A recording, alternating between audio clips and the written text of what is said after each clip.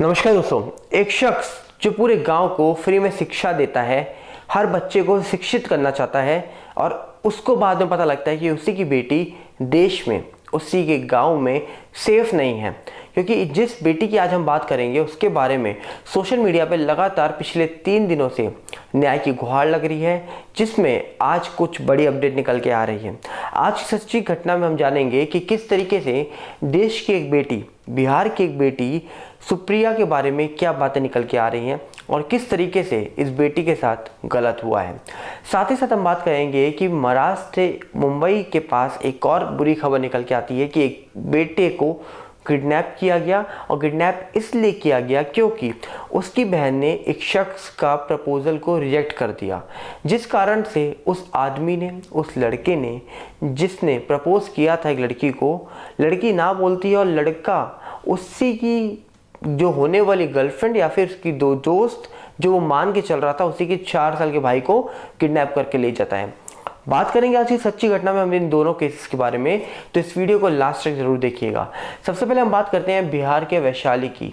बिहार में वैशाली एक जिला है, एक थाना क्षेत्र पड़ता है, जिस थाना क्षेत्र में ऐसा बताया जा रहा है कि एक 14 साल की बेटी जिसका नाम सुप्रिया बताया जा रहा है, इस बेटी को पाया जाता है पानी में तैरते हुए, और ये उस समय हमारे बीच नहीं थी जब ये उस पानी में तैर रही थी।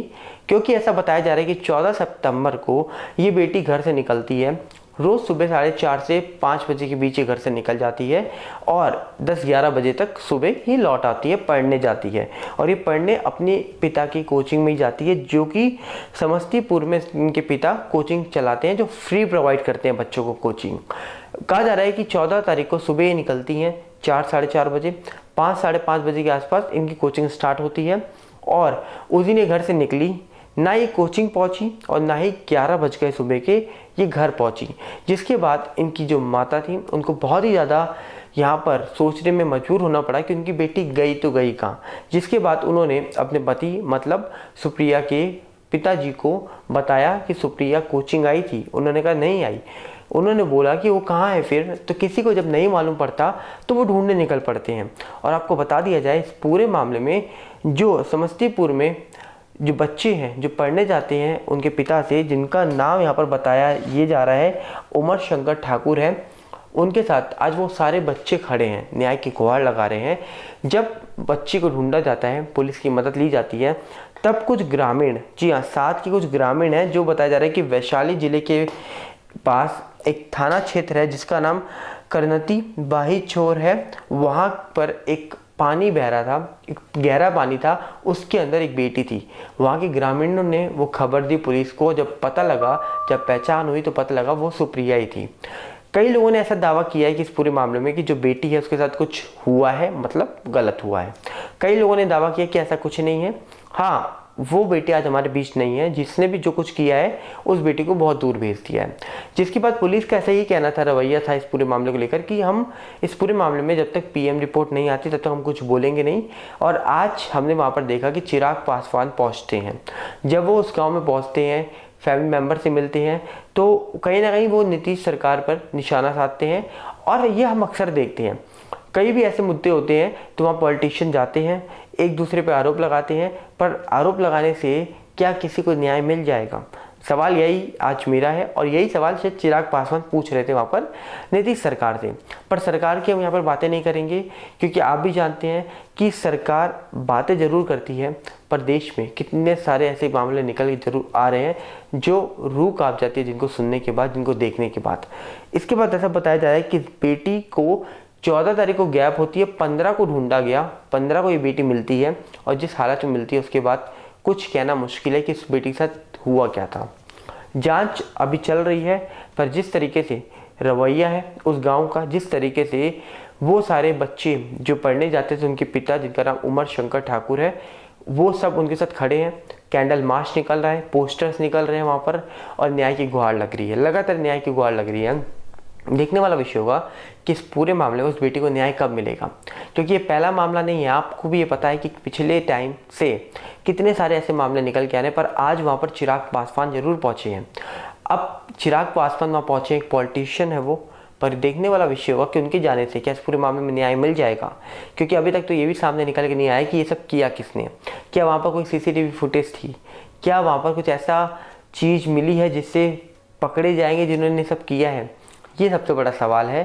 तो देखने वाला विषय होगा। आपकी क्या राय है कि किस तरीके से देश में बेटियों के साथ ये सब हो रहा है। और दूसरी साइड अगर हम बात करेंगे तो सोचिए, एक तरफ बेटी के साथ ज़बरदस्ती, दूसरी साइड बेटी अगर आपका प्रपोजल मना कर रही है तो वो शख्स जो प्रपोज करता है वो शख्स उसी लड़की के 4 साल के भाई को किडनैप करके ले जाता है। और बताइए, ये मामला महाराष्ट्र के शायद मुंबई से ही निकल के आ रहा है या मुंबई के आसपास से ही निकल के आ रहा है।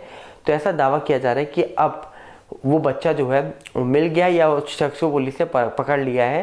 पर सबसे बड़ा सवाल है, पकड़ा हो ना पकड़ा हो, सवाल ये है कि देश में जिस तरीके से इनकी हिम्मतें बढ़ रही हैं, जो ये सारे काम कर रहे हैं, जिस तरीके से इनके हौसले बढ़ रहे हैं, और वो सब बढ़ने का सबसे बड़ा कारण है कि जो गलत करता है और जब वो पकड़ा जाता है उसको सज़ा सुनाने में टाइम लगना। और जिस तरीके से मुंबई में अभी आपने देखा था एक मामला हुआ जहाँ पर 32 वर्षीय एक वुमेन के साथ किस तरीके से बर्ताव किया गया, वो सब देखने के बाद अभी भी 21 सितंबर तक उस शख्स को जेल में भेजा गया, कस्टडी में है वो पुलिस की। पर क्या ऐसे लोगों को जीने का हक है, ये बहुत बड़ा सवाल है। कितना बुरा बेटी के साथ करते हो उसके बाद भी ऐसे लोगों को जीने दिया जाता है, ये बहुत बड़ा सवाल है। क्योंकि इन लोगों की सज़ा सिर्फ एक ही होती है और वो सज़ा आप बहुत अच्छे से जानते हैं।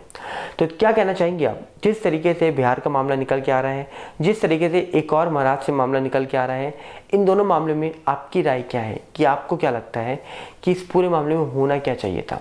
और आपको क्या लगता है कि इस पूरे मामले को देखते हुए क्या हमारे देश की सरकार कुछ नोटिस करेगी, कि हमारी देश की सरकार महिलाएं और पुरुषों के लिए, दोनों के लिए एक ऐसा कानून बनाएगी जहां पर दोनों की इक्वालिटी को माना जाए और साथ ही साथ महिलाओं की प्रोटेक्शन भी अच्छी हो।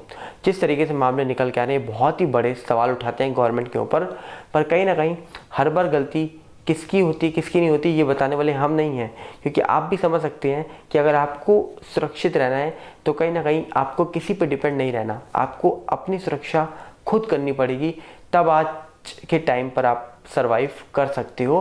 वरना सरवाइव करना, जीना बहुत मुश्किल है। क्योंकि आपके आसपास कौन अच्छा कौन बुरा ये भी आजकल लोग नहीं पहचान पाते। तो कहीं ना कहीं आपको वो चीज़ करनी पड़ेगी जिससे आप लोगों को पहचान पाएँ और जान पाएँ कि वो लोग किस तरीके की सोच रखते हैं। बाकी क्या कहना है आपका इस पूरे मामले को लेकर, बताइए जरूर कमेंट्स में। 2 मामले आपके सामने रखे हैं मैंने सच्ची घटना में आज, और ये सारी वीडियो बनाने का महत्व सिर्फ इतना है कि देश में जागरूकता फैले और हमारे देश की सरकार जो अच्छे काम कर रही है और अच्छे काम करे, ताकि हमारे देश की जो महिलाएं हैं वो प्रोटेक्ट हो जाएं। हमारे देश के जो पुरुष हैं जिनके साथ भी कई बार ऐसा गलत होता है, उनके साथ भी इक्वालिटी की तरीके ही बिहेव किया जाए, ना कि उनको साइड कर दिया जाए।